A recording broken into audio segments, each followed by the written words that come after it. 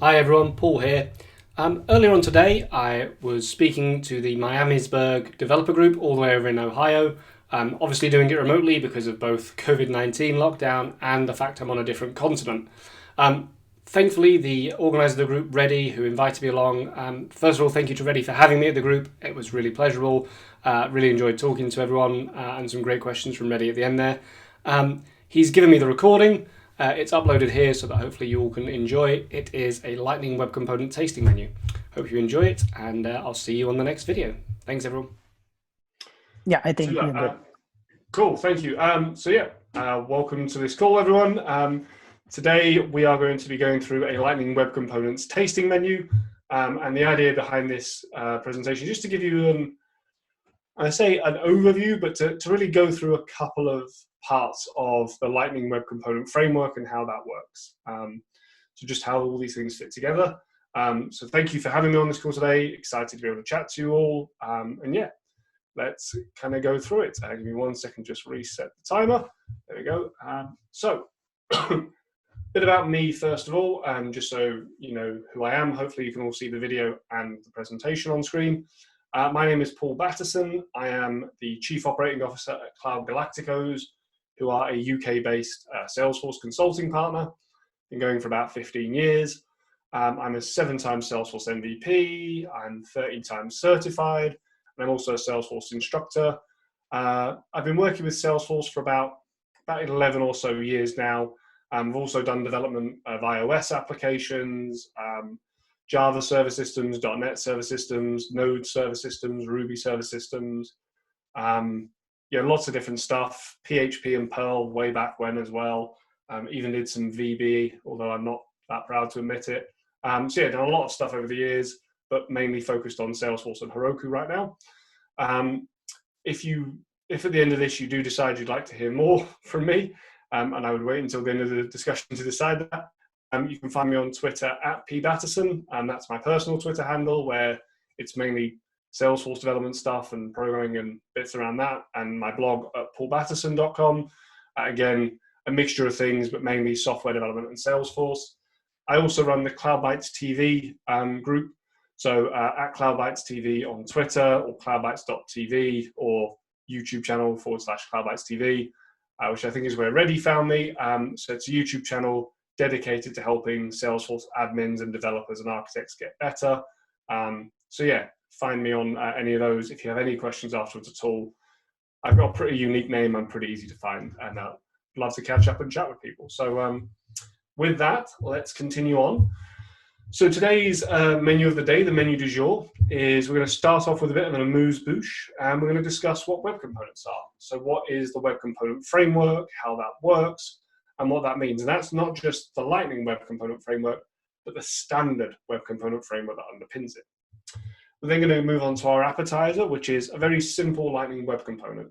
So we're just going to be displaying some data, showing how a Lightning Web Component fits together and the different pieces that make it up. We're going to move on to the fish course, and we're going to talk about some events, communicating between components, and the bubbling of events. And yes, that is a terrible attempt at a fish pun with bubbling and fish. It's about the closest I could get with any of these puns working. So, you can groan in the background to yourselves. The meat course, we're going to talk about Lightning Web Component performance, some different ways in which we can look at performance and validate it, but also some tips to just increase performance. The best thing about Lightning Web Components is that they already are very, very fast. And so there's a few extra tips in here that will hopefully just make them even speedier. And then finally, I'm going to finish off with dessert like you should always do, and that is going to be talking about local development with web components. As we go through these things, I'm going to show a couple of components. They are from a set of videos that are on that YouTube channel. So if you want to go and see some more of the different components that you might be looking at and how they all fit together, have a look there. I did a series a while ago about Aura components, couple of years back, in fact, when they first came out. I took all those Aura components and then migrated them to Lightning Web Components. And you can kind of go and see how the process of doing that, how that all fits together if you're interested afterwards. So let's move on and talk about what our web components are, amuse bouche. So web components as a standard and as a technology are made up of 4 key things. And when I say as a standard and a technology, we have Lightning Web Components, which are from Salesforce, but we have the Web Components Standard and Framework, which is from the W3C, so the people that look after the web. There are 4 key things that make up the Web Components Framework that underpin LWC. The first of which is this idea of custom elements. So when we're working with HTML, we're used to our standard HTML tags, so H1 and P and B and div and span, and all these kind of standardized tags we've got. But sometimes we want to define our own custom elements for us to use in our applications. What we can do with web components and the web components framework is define these custom elements that we can use in our pages and in our applications. So that's the first thing that the web component framework provides us. And you can write web components that work on the internet that don't have anything to do with the Lightning Web Component Framework, or you can use the Lightning Web Component Framework to write enterprise-grade web components and custom elements that you can use around. The second part of this is the shadow DOM. So for those who aren't familiar with what I mean by the DOM stands for Document Object Model. And if you think of your web page as a bunch of HTML tags, they're all kind of nested within each other. And HTML is really a subset of, or a version of, an XML definition. And the way in which that works is that you have kind of a header top node, which will be the HTML tag. And then within your HTML tag, you'll probably have a head tag and a body tag. And then within your body tag, you might have a header, a footer, and a body, a container tag. And then within the container tag, you may have some paragraph tags or some divs or whatever it might be. And this all together, if you were to draw this out in kind of a reverse tree, comes out and forms the DOM. And the DOM is what the web browser uses to draw out a web page. Okay. Now, whenever we change something on the web page, we have to go away and manipulate the DOM. And that can be quite intensive and expensive for the web browser to redraw things. And so in order to kind of do a lot of manipulation in finding elements, deciding how to update them, deciding how to use them, we, a few years back when things like React and Angular first started up, there was this concept of the shadow DOM, which is an in-memory representation of the DOM. And there's a couple of things this gives us. Number one, things that are in memory that we manipulate in memory and just update there are really, really quick to do so. JavaScript is nice and fast. We want to be using the full power of our laptops. There was a period in kind of the, suppose, around 2009, 2010 to about 2013, 14, where people suddenly realized what was happening with the web is we had these computers that had gigahertzes of power, and all they were doing was just displaying effectively like very simple web pages, and all the work was being done up on the web server.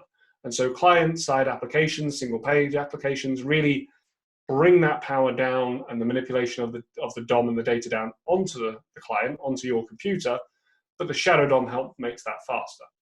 The other thing the shadow DOM provides us with is basically a form of encapsulation. When you're working with a shadow DOM, you can say that only items within that component tree in that shadow DOM, and you can have a shadow DOM that only is for part of the component tree, you can separate those from the rest of the DOM, which means that other pieces of the page can't see them. And we'll talk a little bit in a minute about why that's really good for security. But it's a very powerful tool for us when we're developing. And web components use the shadow DOM, and then on top of that, Lightning Web Components also therefore have the shadow DOM.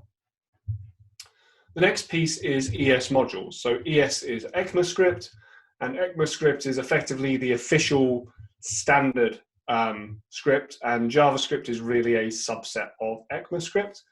But everyone now refers to ECMAScript rather than JavaScript. There's a long and torrid history of why there's two names for it, but most people now have moved on to using what is called ES6 as a standard, so ECMAScript version 6. And part of that is this idea of modules. So if you've ever worked with a language like Java or .NET, you'll know how easy it is to import other pieces of code, okay? Or if you've worked with Python, even easier. And so all you do is you have an import statement and you say the package or the library you want to work with, and it's there and it's working for you and ready for you to use in your code. With JavaScript, that wasn't so easy for a long time. You had to have script statements everywhere and pull down source code and work with it. So ES modules makes that much simpler to work with in JavaScript. And we'll see some ES modules in this and how they work. The final thing is the HTML template idea. And so HTML template tags and also the slot attribute, which we'll see in a minute, allow us to define pieces of code that may or may not be rendered within our kind of custom elements, but the placeholders that can be reused multiple times on the page. So the template tags and the slot tags allow us to really define reusable pieces of code that we can just drop in anywhere on the page and make up some of our custom elements as part of our work, okay? So that's web components as a standardized framework, as a baseline pattern. Let's now talk about a simple Lightning Web Component, our appetizer. So a Lightning Web Component is made up of three things. Firstly, there is a HTML file. And the HTML file is where we're going to define what we want our Lightning component to look like out there on the internet, okay? It's where we're going to put all of our HTML, unsurprisingly. We also have a JavaScript file, and this JavaScript file does everything around kind of managing event handlers, around retrieving data. You can think of it as kind of analogous to the controller in the MVC pattern. It's slightly different, but it's a close enough analogy that it works. And it's this JavaScript file that's really going to allow us to kind of do our magic with our components. Finally, for a Lightning Web Component, we have an XML file as well, and that's really a meta file. And if you've, assuming everyone's worked with an Apex class and seen that in VS Code or in the Force.com IDE, and you'll know that there's a meta XML file that comes with it. That meta file obviously just stores the version number and things like that. It's exactly the same here, and we'll see one of those in a minute. One of the key things to see here is this is much simpler than Aura. So for those who remember developing Aura components, which you can still do, there was a load more files, basically. So in an Aura component, you had a component file, .cmp, which would have in it your HTML, so that's roughly the same there. You then had 3 JavaScript files, so you had the controller, the helper, and the renderer. And you then additionally had a bunch of other files on there, so for design and styles and all this other stuff. Lightning Web Components, you only need these 3 things, and let's be frank, the XML file is just a meta file that Salesforce will manage for us. So I'm going to jump over now to have a look at this in VS Code. I'm going to send ready these slides at the end so you can see them. They are just screenshots of the code we're going to show you, so don't worry, but I thought I would show you the live code anyway. So I'm looking here at a component called account info, and tell you what, let me just nip over here and show you what account info does. I go here and I click on my little test app. Account info is actually here on the page, but we'll see it's not rendered at the moment. And what I'm going to do is I'm going to choose Burlington Textiles Corp of America. And you can see here my component then renders, and it displays the annual revenue and the number of employees, as well as the name. Okay? Very, very simplistic component. There's nothing overly magical going on in that, but it's a useful one for us to look at. So if I go over to VS Code, my account info Lightning Web Component is made up of a couple of things. So first of all, I have my HTML file. The HTML file always has these template tags, and that is part of that web component framework that allow me to declare these HTML fragments to be reused. And by the way, if you haven't ever noticed that in VS Code, you can just hover on things and it will give you all these references. It's a fantastic way of learning more about all these toolkits, because anything like a template here, it's going to give you the Mozilla Developer Network reference, and the Mozilla reference is pretty much the best out there. We've then got another template tag here, which we can see is an if true. And this if true is going to render this element dependent upon whether or not we have data on this account variable. And we'll talk around that in a minute, but we have a property called account, and account is what we're going to have our account data come into. We then have a custom element here, which is called Lightning Card. And Lightning Card is provided by Salesforce. It's fairly obvious that because it's got Lightning in front of it, and Salesforce put Lightning in front of everything. And the Lightning Card element is just going to be displaying us a card component. And we can see here that we've given it a H3, which has a title. And by using that slot keyword, that's going to tell the Lightning Web Component that this is the title for you to use in the correct place on that card, okay? So it uses that, and then we're putting out some information about, and you can see again, we've got our curly braces, and we're putting out here account.data. We're getting the fields property from data, we're getting the name field, and then we're putting out the value. Now, Lightning Web Components work with what are called proxy objects, so this is why everything's a little bit more verbose, rather than you just calling account.name, and that's because of the way in which it's trying to protect you through things like locker service. We then have a div, which is just putting out the rest of the information. We can add style classes here, and you can see I've got my annual revenue, and I'm putting that annual revenue out as a Lightning formatted number. So that allows me to add things like a currency code at the front, and then I'm also just putting out my number of employees. And again, if there is no data here, if my property hasn't yet returned any or returned and got any value on it, then this isn't going to be displayed as we saw before. So none of this is that difficult, none of it's overly complex, but it's a really good example of us using a bunch of the pieces of that web component framework. We have in here custom elements, we have in here the templates, and we also have in here, although we don't know it, the shadow DOM. This is going to draw things on the shadow DOM for us, hence why it was so quick when it suddenly re-rendered and showed us that Lightning card. Attached to this as well is this JS file. And at the top here, we can see the other piece of the Web Components framework, which is our imports. And this is using that ES modules framework. What we're doing here is we're importing Lightning element, which is a class. We're importing the track method, and we're importing the wire method, all from LWC. And LWC is the Lightning Web Component core module. It's that module that we're going to need to include on every single Lightning Web Component we build, although we're only going to always need to import Lightning Element. Lightning Element is the base class that all of our JavaScript classes are going to extend. So if you're not familiar with class structure in JavaScript, it's analogous to how class and OOP structure works in Apex. So we have a base class, which is Lightning Element, and we're extending that. You can see we're doing that here by calling extends on that Lightning Element class. We've got another set of imports we're doing here, and we'll talk through how they're all used in a little bit later. But the other interesting one here is get record that we'll talk about now, which is using the UI record API. And this is provided by Salesforce to help make it really quick and easy for us to retrieve data in a standard way. And we'll see later on how that can help us with our performance.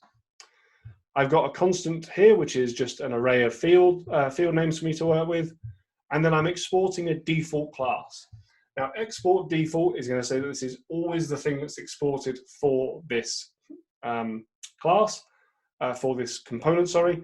And by saying export default class, that means that if someone tries to instantiate account info, it's going to instantiate an instance of this class for us. We've got a property here called account and a property called account ID, and we've annotated them both with @track. What track is doing is it's basically making it a private variable. And so that means that we can see it in this class and we can see it on our HTML, but we can't see it if we were to look at it from another Lightning Web Components JavaScript file, okay? We've then got a wired property as well, and wire really connects you to different functions. So whenever you import a function, you can then use wire to execute that function and retrieve some data and either put it straight into a parameter or a property, or you can call a function with it. We're going to go through what the rest of these all do later on as we go through this. But it's just to say that this is really simple JavaScript. You know, it's 33 lines long, this file, and that's because I've got loads of spacing in there because I like to space things out. Yeah, we've got a very simple JavaScript file here and a very simple component that's actually just rendering us some data nicely. And is also doing it conditionally. So really quick and easy for us to work with, okay? I'll also just show you quickly the XML file.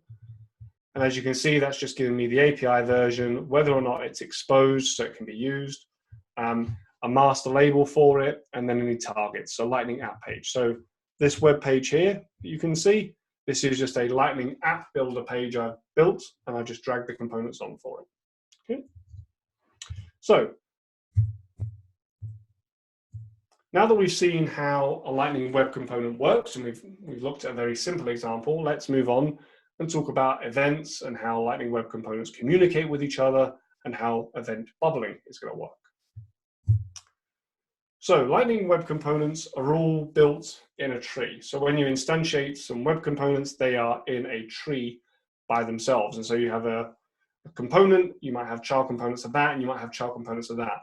But if there is no parent Lightning Web Component for a component, it is considered to be the top of the tree. And so on this screen here, I can tell you all 4 of these are now, let me see if I can move that out of the way. I've lost my mouse cursor, of course I have. There we go, let's go. There you go. All of these are in their own tree. So because none of these are child components of another one, they're all in their own tree. So when it comes to events, Lightning Web Components use standard DOM events. So standard DOM events are something that have been around for years and years within JavaScript and on HTML, and they work in 2 different ways. We can have events that bubble and events that capture. So let's say we have an event, which we can see here with our star E, that is firing on component F. If the event is a capture type event, it will actually fire off and be received by our top component first, so component A. Then component B, the immediate child in that chain, will then fire. Then component E will fire, and then component F will fire. Notice that C and D, which are siblings of E, will not fire because they're not in that direct chain. Okay? Now, capture events are extremely useful, but are something that are not supported in Lightning Web Components. You cannot have capture events. In order for you to communicate down the chain in Lightning Web Components, what you need to do is pass values down. So what you can do is you can make a publicly accessible property on component F. You can then pass in a value to that from component E, which could come from a publicly accessible property that is visible to component B and is set by B, which again has a property that is visible to A and set by A. So in order for us to communicate down the component hierarchy in Lightning Web Components, we need to use variables and pass them through as attributes, okay? That's how we communicate downwards. For communicating up the tree, we can use events that bubble. And bubbling events work that when they're fired, they are then received up the tree. So if we again have our event on component F, it's then received by component E, then by component B, and then by component A. So all of those directly above it in the hierarchy. We can also have events that are neither capture or bubble in Lightning Web Components that still work. For this, what you would do is simply have an event that is fired internally on that component, and then on a parent component, have an on attribute for that. So if the event was called test, the attribute from the parent component on that child component would be called onTest, and it would have its own handler for that. And that's a way that you can almost have effectively what is akin to a protected method. Okay? So it limits the scope so it can only be viewed by its parent. So if it was not really protected, but so it's limited in its scope of who can use it. Okay? Whereas if it bubbles, it will bubble all the way up the chain. So these events are cross-browser. They use standard APIs. That makes them very, very handy and easy to work with, and also very, very transferable for those with JavaScript skills or HTML skills that are then working with them. In order to decide whether we want events to bubble, we have an attribute on an event when we fire it that is called bubbles. So as you can see here, I've got an event I'm dispatching, which is just a new custom event called notify. And into that new custom event message, I pass in this options parameter at the end, which is an object, and it has bubbles set to true and composed set to false. What setting bubbles to true will do is it will ensure that that travels all the way up the hierarchy. If it is set to false, then that means it is one of those events that fires, and I can only handle from a parent component using the on handler, okay? So using the on event attribute handler. So we'd have something like on notify for this event. Composed is whether or not the event can travel across the shadow DOM. So note that we can't have composed as true and bubbles as false here. That doesn't work. But you can have composed and bubbles both as true, composed and bubbles both as false, and like we have here, bubbles true and composed false. When we say travel across the shadow boundary, if we just go back to this component view here, we can see here that we have all of these Lightning Web components that are in the same tree. Again, they're isolated and they have their own shadow DOM that they're working with together. This is separate from the rest of the DOM, okay? So any other parts of the DOM, so the header on the page, anything else, cannot see this shadow DOM tree. So when we have something marked as composed, that then means that that event will continue to propagate throughout the rest of the DOM and the application. This can add in some security concerns because obviously we don't know where this component's being viewed, we don't know what's accessing it, and it means if we have things like a Chrome extension, for example, that's listing out for DOM events, that it can capture that and it might be able to get access to that data. It's something that can be very useful if we're composing or placing Lightning Web components in other applications, but something that you'll need to be aware of for these things crossing the boundary, okay? In the example we saw a minute ago, we had two components communicating across the shadow boundary, but that were on the same page. If we want two Lightning Web components to communicate, a good way of doing that is to use a PubSub setup. And what a PubSub methodology does is that there is a publish of a particular event by one component, and then there's a subscription to that event by another component. Okay, and Salesforce have provided a very basic PubSub component implementation for you to use in the recipes. I'm using that one in here, and what we'll do now is we'll just jump over and look what that looks like. So on my, where's my mouse gone again? There we go. On my account list JavaScript, you can see here that I'm importing the current page reference, and I'm also importing fire event from c/pubsub. c/pubsub is saying it's a custom component called PubSub. If I then scroll down here, you can see that whenever I click a row, I'm handling the row action, and I'm going to get the event, the row from the event, and I'm then going to call this show details method, show row details, and that's going to fire an event that passes in the current page reference, the fact that the account was selected, and the ID of the row. Okay. When I go back to my info JavaScript, you can also see I'm again capturing the current page reference, but I've got these connected callback and disconnected callback event lifecycle methods. What's happening is that when my component initializes and is connected, we're going to register a listener, and that is using that method from, again, cPubSub, to listen out for the account selected event. If it receives an account selected event, it's going to call this .account handle selected, and it's going to pass in this as the method, as the scope. We've then also got the disconnected callback, which is when our component is disconnected, and it's going to unregister all listeners so that it keeps things clean. And handle account selected takes in the account ID, which is this, which is the parameter we passed over here. Okay, the row ID. And it's going to set the account ID property that we have here to be ACK-ID. Okay, so what that's doing is it's saying, I've clicked this row, I'm going to publish an event that says row with ID 123 has been clicked. It happens to be the account record ID. We then have something that's subscribing to that event and says, great, this has happened. I'm now going to retrieve that. And when we set this .account ID, because it is a property and because we have this wire method here using this reactive property, we are then going to retrieve the relevant record using that get record method, and it's going to be populating the account property. Okay, so a few things going on there, but it's not that complicated really. All we're doing is we're saying listen to this event and fire this event. If you have a look at the Lightning Web Component recipes, there's some really good examples of doing that and how they all work together. So let's now jump back. As you can see, that's just the code we've gone through. Excuse me. And let's start talking about web component performance. So the best thing about the web component framework is that it actually makes it quite difficult to talk about.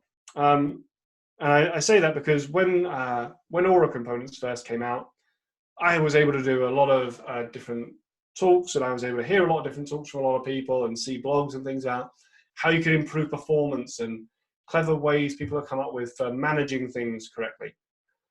The problem is that Lightning Web Components, because it's built on a very performance standard like Web Components, is very quick out of the box, honestly. If you look at the performance of a Lightning Web Component versus an Aura component doing exactly the same thing, it's magnitudes faster. And there is a blog somewhere, I know, where it mentions how much quicker they are. And I want to say it's something like 4 or 5 times quicker. But you know, we've all been using Lightning Web Components now probably for a little bit. We've all seen some of them on our pages, and they are just much quicker.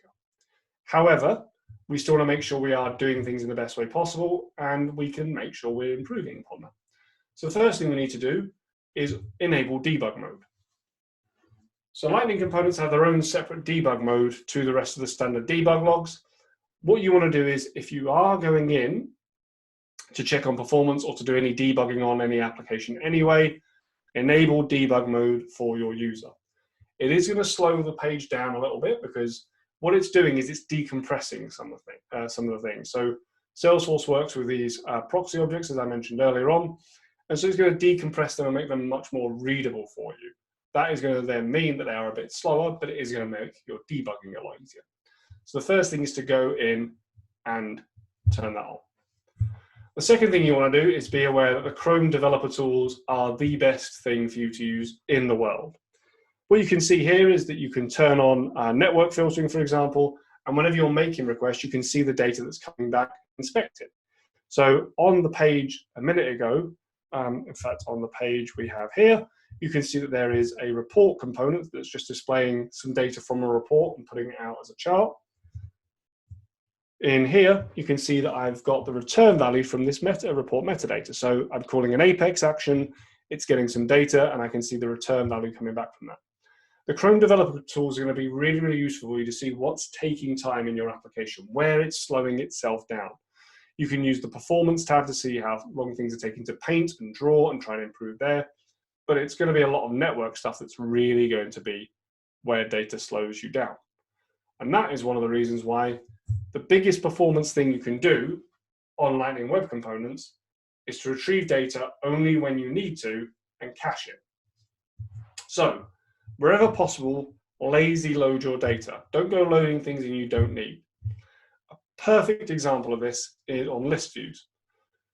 So if you use a list view on a Salesforce Lightning, what you will notice is that it loads up a view of the records for you and then goes away and loads the next set when you scroll down. And it has what's called infinite scroll. You can keep on scrolling forever and ever. What it's actually doing is it's saving itself some data. It's only retrieving the records it needs to display. And then when you go to view more, it's then going away and loading them up in a lazy fashion. This is called lazy loading. The iPhone really popularized this, if I'm being really honest. So if you've ever noticed on an iPhone, back when iPhones first came out, the most popular UI was a list, like a scrolling list, so like on your contacts.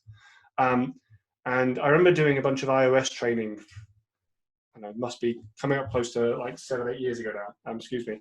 And the way that was taught was, and this was from the Apple engineers, was if you imagine you have a screen which is your data, and so it's got like 10 items on it, you want to load up 20, and you want to load up 5 above and 5 below.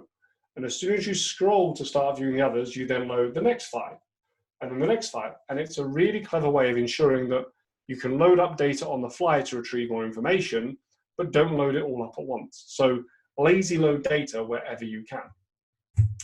The second thing to do is to try parsing data between components. So imagine we have a list of records we're displaying, and we're going to display each record in its own custom component, which is a specialized card view. Say they're contacts, and say we're going to make it look like a Rolodex, okay? So we're going to have a Rolodex view of them.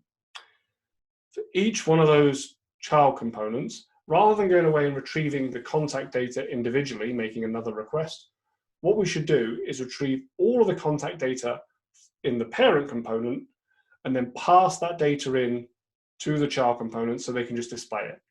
So instead of making multiple round trips, we should just do one round trip. You have to remember that things like HTTP2 aren't widely implemented yet, so we don't have a long-standing connection. So rather than having to go back and forth to the server to do that, just get the data once and then display it and iterate through it, okay? If you're working with Apex, use cacheable actions. So when you define an Apex method as being available for a Lightning Web Component, there's an extra attribute you can add to the @Aura enabled tag, which is cacheable equals true. And what that's going to do is that if you hit that same method 5 or 6 times, Salesforce is going to cache the response to it so that you only do that method once and it's just going to return it down for you, okay? It's a really, really quick and easy way to speed up your application if you're using a lot of Apex, okay? Very, very useful for retrieving data frequently because a lot of data doesn't change that instantaneously. If you're posting data, obviously not as relevant to you, but very, very useful still. But the final and biggest tip I can give you is to use Lightning Data Service. Lightning Data Service was, for me, the biggest and best change that Salesforce made for developers across all of Aura and LWC. I mean, Web Components was probably, moving to Web Components was probably slightly better, being really honest, but Data Service is so close behind. I actually wrote a set of utility methods called Lightning Standard Controller a while ago because I was writing Lightning components, so Aura components as they're now known, and I was having to constantly go and reuse the same bunch of methods to retrieve data, pass it back down, retrieve data, pass it back down. What Lightning Data Service does is it automates that, but it also adds in cache.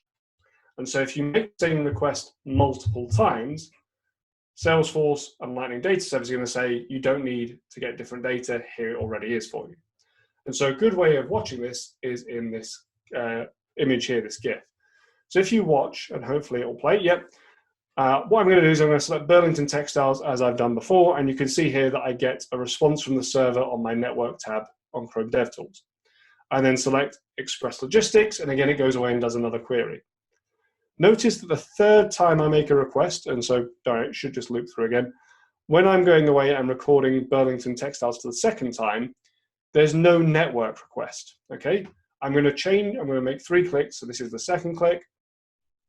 Okay, second network request. Third click here to re-retrieve the Burlington Textiles data. There is no record network request because it has cached that information for me. And so this can really speed up your applications. It is amazing how often people can use this because people will be clicking and selecting things on a list and then displaying the data. If you're using Lightning Data Service, it can really make things a lot snappier. So that's a really, really big tip for you all. Use Lightning Data Service. It'll make things a lot quicker and a lot easier for you. Okay? So performance-wise, Lightning Web Components are fantastic. Salesforce, one of the things I think a lot of people fail to realize is that Salesforce is never going to be as quick as a custom-built React.js app, for example. And the reason being is that with your React.js app, you're not realizing how hard-coded it is. One of the best things about Salesforce is that it is metadata driven. So on a standard Lightning layout, I can go in and I can add in a new field on an object and it will show up there instantaneously and be displayed properly, okay? That is actually incredible. If you were to do that on a standard web app, you'd have to go in, edit the code, add the field to the code, and then it will display for you. And it's really hard coded. The thing is, because it's so metadata driven, Salesforce is never going to be as quick as those things, but the fact it is so comparably quick, it's only ever so marginally slower and only really noticeable if you're sat there timing it, just shows how quick it is as a system. And so, yeah, I would highly recommend that when you're when you're looking and working with web components, looking and working with Lightning, web components are the way to go if you're developing things because they are much quicker. But B, use Lightning Data Service, use cachable methods, try and load data as infrequently as possible, and you'll really see a massive performance improvement, okay? So, the final thing, our dessert.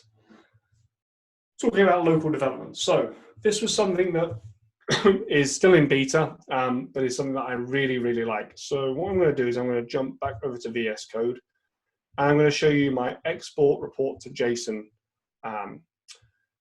component. And what this component does is it allows me to choose a report. It's retrieving a series of reports from the data in the background, and then it will give me that report as JSON, so I can export it. So if I open up my control panel, one of the things I'm going to do is I'm going to start the local development server. And if you're in VS Code, it's a fantastic little command to do that. And what it's going to do is it's going to open up a custom development server running at localhost all the threes. And as you can see here, when it loads up, it's going to run for me all of my available Lightning Web Components for me to play with. So I'm going to choose Export Report to JSON. And you can see here, it's going to load some data up for me. And it's actually calling out to Salesforce, if it can, to retrieve that data. I'm then going to select an opportunity stage report, which is the one that I'm working with. And what you can see it's done here is it's gone and got me all of the data for my report. Now I can then click View in VS Code. It's then going to open this up for me, and I can see all of the data and information here. This is fantastic for when you're wanting a much more rapid development cycle, because if I go in now and I change this, if I export, so get report as JSON live demo, I can hit save here. And when it's saved up, it'll then deploy that, and I can see it running locally here. So if I refresh the page, so you get report as JSON live demo. So update it in real time, nice and easy for us to work with. So again, this is one of my favorite things about Lightning Web Components. It has saved me countless hours. It's just quick and easy for you to do it here. And then when you need to, you can go onto Salesforce, drop it on the page, refresh the page. The thing with Salesforce is that it is going to cache your web component for a bit for you to work with. If you wanted to do a much more rapid development model, much more iterative development on these things, the local development server is just, it is our dessert. It is the cherry on top of our ice cream. It's fantastic for you to work with. So again, something I would really recommend you being aware of and looking at. It is in beta, so be aware of that. Whilst I remember as well, one of the things that when we were looking at events earlier on, I've mentioned the PubSub method. There is something called Lightning Messaging Service that is in developer preview. It isn't even in beta yet, so I haven't mentioned it because it's not something that might be best place for use in production, but that is also coming down the road as a possibility.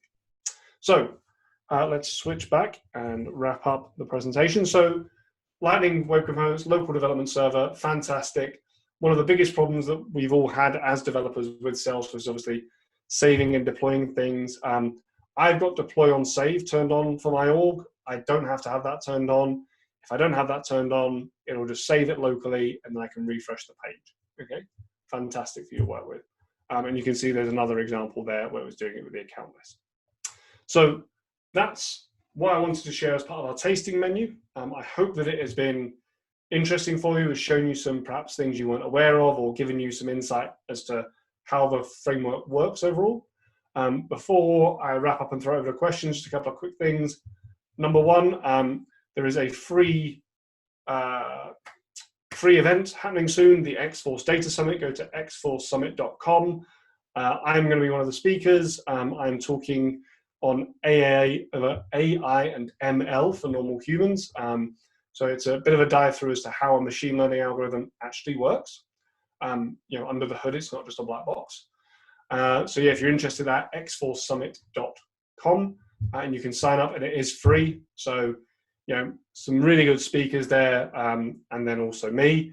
But there's some fantastic stuff. There's a lady, Kerry Townsend, who's a good friend of mine, who's talking on an introduction to Marketing Cloud, which will be great there. And there's stuff on big data and testing and all sorts. So very worthwhile. And then finally, just to say thank you. Again, really, really happy to be able to come and talk here. There's all the contact details you need for me at the end there as well. I mentioned, I think I mentioned at the start, as part of Cloud Bytes TV, we released my first course the other week, Astronomical Apex Testing. It's a 2-hour deep intensive session on Apex testing. If you go to bit.ly/LWC taster with a capital T, there'll be a coupon that's included in that to get you 25% off the list price. Be aware that certain countries are currently having a sale on it, Udemy. So I know that I think the UK's got a 20% sale on, or a 19% sale on, so it got me an extra 6% when I was testing it earlier. So you should get something off anyway, if you're interested in having a bit of a deep dive in how to test all things in Apex. So web services, batchable, future methods, how to test all these scheduled things, doing test data, using mocks properly, all that sort of stuff. It's there for you. So that's it. And I'm going to be quiet. And if anyone has any questions, more than happy to take some and answer some. So thank you very much.